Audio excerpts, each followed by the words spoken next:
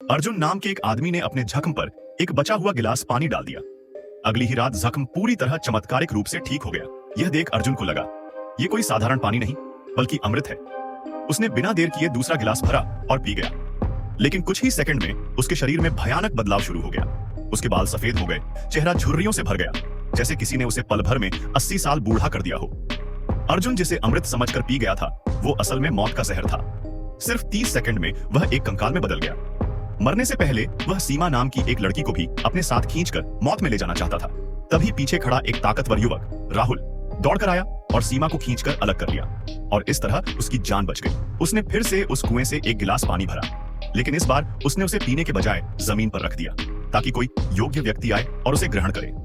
वक्त बीतता गया और 30 साल बाद वो गुफा एक समतल जमीन में बदल गई, लेकिन वो पानी का गिलास आज भी वहीं था। तभी इमरान नाम का एक आदमी जो रेगिस्तान में 3 दिन से प्यासा भटक रहा था, गिलास उठाने ही वाला था। तभी गिलास से सफेद रोशनी निकलती है और वह पल भर में सोने की राख में बदल जाता है। अपने दोस्त को इस हाल में देखकर रघु नाम का एक व्यक्ति बिना सोचे समझे उस गिलास की ओर बढ़ता है। उसका सोचना था प्यास से मरने से तो अच्छा है एक कोशिश कर लूं, और उसने वो पानी पी लिया। पर आश्चर्य की बात यह थी कि रघु को कुछ नहीं हुआ। वो तो चुना हुआ व्यक्ति था जिस पर इस जल का कोई नकारात्मक असर नहीं हुआ। अब जहां जहां वो जमीन को छूता वहां हरी भरी घास उगने लगती। कुछ ही पलों में सारी सूखी जमीन हरियाली में बदल गई। रघु अब समझ गया, अब उसमें कोई विशेष शक्ति है। इधर दूसरी तरफ समीर नाम का वैज्ञानिक यह देखकर हैरान था कि जिन लाल लताओं को एलियंस ने धरती पर फैलाया था, उनकी रंगत अब फीकी पड़ गई थी। अब वो लताएं मामूली स्पर्श से चूर चूर हो रही थीं। यहाँ तक कि जिन एलियन रोबोट्स को अजेय समझा जाता था, वे भी अब हिलने डुलने में असमर्थ थे। पहले तो समीर को लगा कि ये सब इंसानों की जीत है, लेकिन असल में इन एलियनों को हराया था।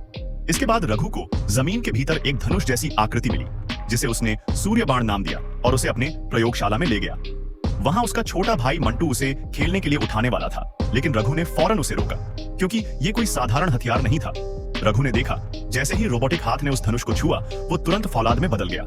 रात में जब रघु उस सूर्य बाण को देख रहा था, तभी कमरे की लाइटें झिलमिलाने लगी और हथियार रखने की मेज हिलने लगी। उसने उत्साहित होकर हाथ बढ़ाया, लेकिन जैसे ही हथियार को छुआ, एक जबरदस्त ऊर्जा का झटका लगा और वह पूरे 19 मीटर दूर जा गिरा।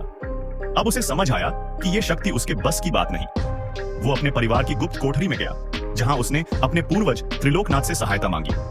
त्रिलोकनाथ बोले, अगर मुझे सूर्य बाण की शक्ति देखनी है तो मैं तुम्हारे पूर्वजों का पुराना वायरस अपने शरीर में डालने को तैयार हूं। उन्होंने दोनों हाथों से 100 साल पुराना वायरस लिया और उसे अपने सीने में इंजेक्ट कर लिया। देखते ही देखते उनका शरीर बदलने लगा।